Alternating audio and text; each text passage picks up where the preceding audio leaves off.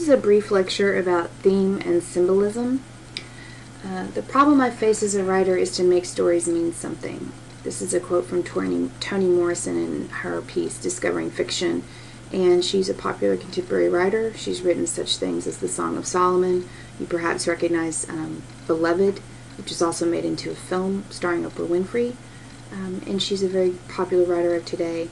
And just as she states here, many writers struggle with this problem because they're not just telling a story, they're telling stories to mean something more than just what happens on the surface. Here's a brief definition of theme. According to our textbook, a generally recurring subject or idea conspicuously evident in a literary work, or a central idea that extends beyond the story and applies to the real world. Sometimes, as in fables, the moral can be considered the theme. It's explicitly stated. We're told directly in the story of the North Wind and the Sun by Aesop that persuasion is better than force. It's shown to us in the story through the example of the North Wind blowing harder and the man clutching his coat closer to his body, whereas the sun warms him gently and he decides on his own, due to that gentle persuasion, to take off his coat. And we are explicitly told in the moral at the end of the story. And sometimes it can be implicit in fables, but still obvious.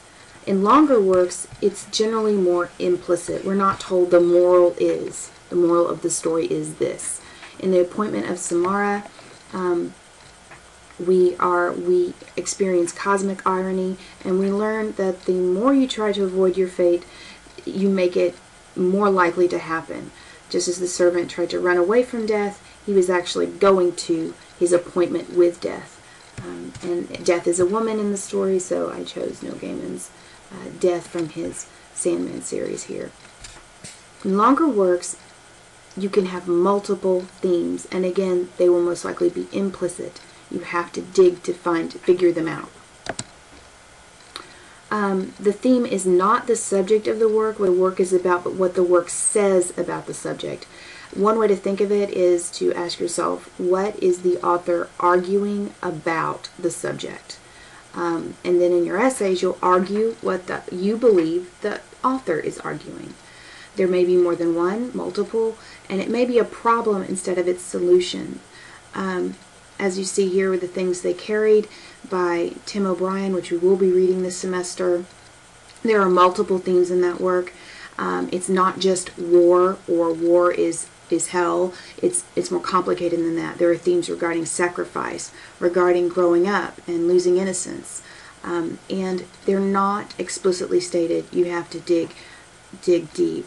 Also, there's not a solution at the end of the story. We don't come to a solution. However, we do gain insight. When writing about a theme, you must support your argument or the author's argument with evidence from the text. You can't make the story mean anything you want it to mean. And you have to use a cross-section of legitimate examples from the text to support your interpretation of the theme or of the story. Just as when you're retelling a movie talking about a movie that you and your friend have seen, you don't tell every detail from the beginning or the end to the end. You just focus on specific examples that illustrate your point. Same thing when discussing or writing about the theme. And in pieces, when writing about the theme, you have to identify it and represent the theme fairly. That does not mean that you necessarily agree with the author's worldview. For example, if you're talking about the theme regarding patriarchal society and tradition in Shirley Jackson's The Lottery, you don't necessarily have to agree with her stance or her worldview regarding the patriarchal society, but you do have to represent her arguments as presented in the story based on cross-sections of examples from the text. And you have to do so fairly. Things to consider when thinking about the theme: of course, the nature of humanity, the nature of society. What are we like as a society? What are we like as humans on this planet dealing with the hardships of life? The nature of humankind's relation to the world, the nature of ethical responsibilities, In short, that could be an example of doing what one considers right versus what the world considers right, or perhaps what one's family considers to be the right thing to do. Do you break the law in order to feed your family, or do you stick by the law and don't steal the bread because that's the law and the right thing to do? So sometimes in those quandaries and those conundrums, we can find what the story is saying about a theme.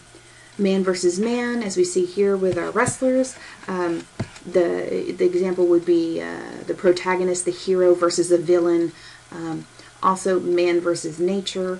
An example would be Stephen Crane's Open Boat, where all the men are in a boat together, a tub after a shipwreck, and the relentless nature of the coldness and relentlessness, I should say, of nature, and how they combat that. Hemingway and London would also be examples of those themes.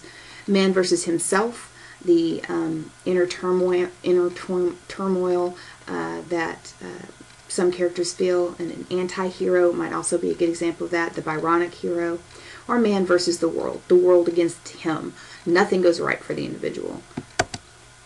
On page 221 in your lit book, there's a checklist, 3 steps that you can take when thinking about themes in the stories. First, make a list of all the story's possible themes. Second, go back to that list and decide which points seem the most important. And finally, try to combine them into a sentence that captures the story's essence. Remember, it has to be arguable, so avoid summary. An example would be, in the story of an hour, Mrs. Mallard's husband dies and she is free. Well, that's really summary. That's not arguable. The theme would be, in the last part of that sentence, the freedom, and then take it further, dig deeper, and tell us what Chopin would be arguing about freedom, or what we learn about freedom or oppression from that story. Finally, this might be a good thesis. This single sentence that captures the essence and combines these ideas, the main idea. Also, just a quick review. In your book, there are places to look to get help when thinking about the theme, especially chapter 6. Look at finding the theme on page 185. It's a nice checklist there. Thinking about theme on page 221. There's also a checklist for writing about theme on page 222, which I strongly encourage you to review when writing your papers. Finally, there's an index of major themes on page 2105 that will list stories based on some major themes that you can look at together, and some of these stories might be paired together under some of those major themes. Next, I'm going to talk about symbolism very quickly. And as Amy Tan points out in the 3-penny review, symbols are stand-ins for abstract ideas. That's a very simple way to think about it. It can be a person, an object, actions, place, or even an event, in addition to its literal meaning that suggests more complex meaning or range of meanings. An example might be when we are seeing Mrs. Mallard looks out the window into a new spring day. It's in the afternoon. However, the rain has just stopped, just as she stopped crying, and we see a beautiful spring day. Just as she may, even though she's older and not a young person anymore, she's in a new beginning in her life. And so, therefore, that scene is symbolic.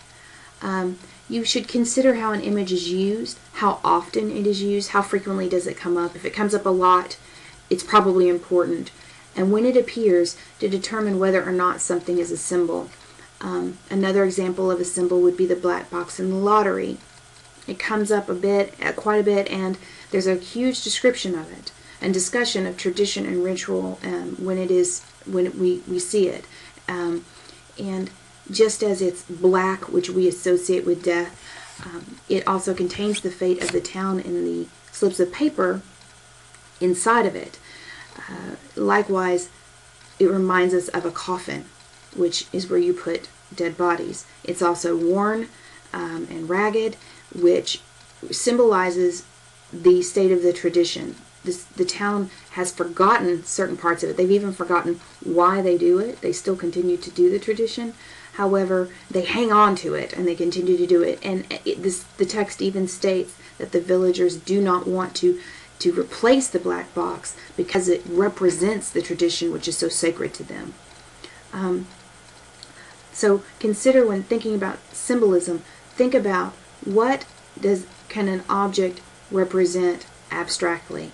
Abstract objects, ideas would be things such as love, hate, things you can't touch, but it's a physical object or an action or an event that represents those abstract concepts.